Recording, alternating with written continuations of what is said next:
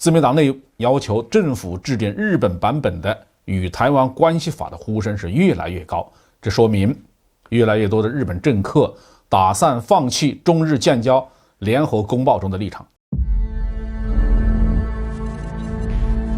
各位网友大家好，欢迎来到包明说。这期话题我们说的是日本要在台湾问题上坏规矩，那一定是自取灭亡。我们都知道台湾问题就是日本造成的，正是日本发动了甲午战争，强迫清政府割让了台湾和辽东，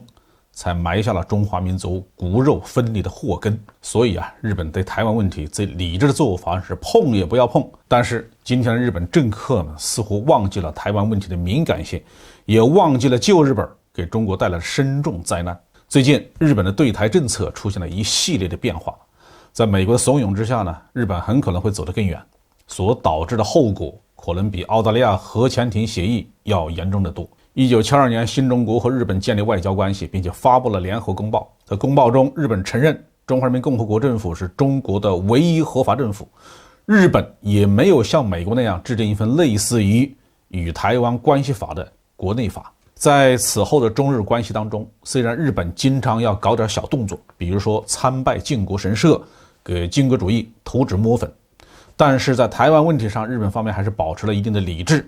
比如一再表示完全尊重和理解台湾是中华人民共和国领土不可分割的一部分的立场。虽然一直以来日本政界和自民党的内部都存在着相当强大的反共势力，但他们都知道应该对台湾问题敬而远之。日本政府也清楚地知道必须压制政府官员公开支持台独分子。比如说1999年的11月，日本外务省就公开谴责东京都的知事石原慎太郎公开将台湾称之为国家，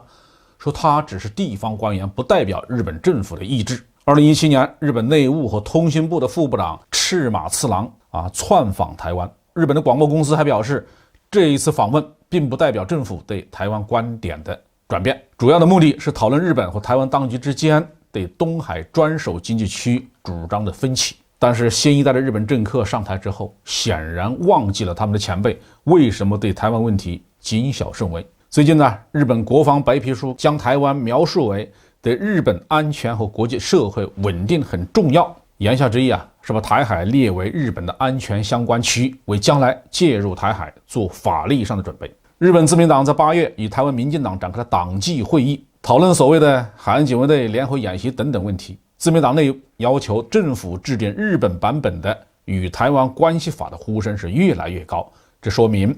越来越多的日本政客打算放弃中日建交联合公报中的立场。这种危险的行径会带来什么后果呢？自从甲午战争以来，日本先后5次发动大规模的侵华战争，差一点点就让中华民族消失了，灭亡了。这一段血仇至今也没有得到清算。如果日本有足够的觉悟，愿意以史为鉴，展望未来，服务于亚洲和平，那中华民族有足够的胸襟忘掉过去。如果日本继续包藏狼子野心妄想组织中国统一，那今天的中国对待日本的心态就不是抵抗侵略那么简单了。今天的中国已经是一个军事力量比日本强大很多倍的国家，即使不考虑核武器，日本自卫队也远远不是解放军的对手。日本最具备优势的海上力量早就被解放军超越，解放军海上先进装备的数量和质量，海军人才队伍的培养教育，海军战略战役战术理论基础是日本自卫队无法比拟的。特别是我海军官兵的战术素养和战斗意志每一天都在凝练提高。可以说海上军事力量对比上